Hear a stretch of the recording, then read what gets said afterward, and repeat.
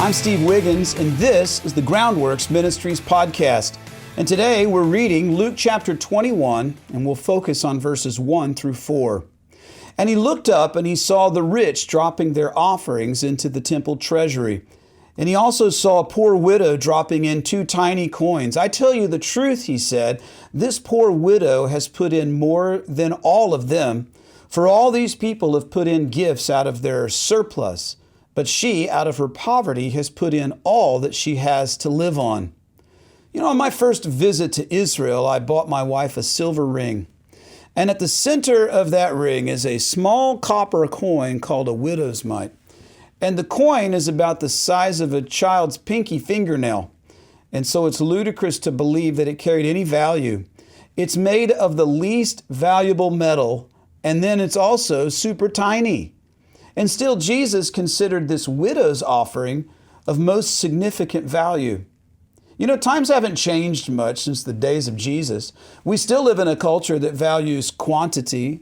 And the more expensive stuff that we have, well, then the wealthier that we're considered to be, the more important than we're considered to be, even by some churches, quite frankly. But God values quality over quantity. And in other words, the one who gives the most is the one who sacrifices the most.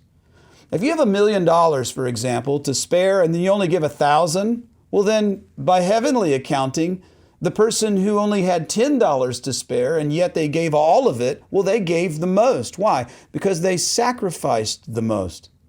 And sometimes it's just simply easier for wealthy people to write a check than to roll up their own sleeves and to join in the work. Especially if everyone is applauding the size of your donation and they're envying your lifestyle. Well, it's not for us to judge another person's level of sacrifice. That's the Lord's role. And God weighs the hearts of men, and that means that judging the intent of a rich person's offering is just as bad as judging the value of a poor person's gift.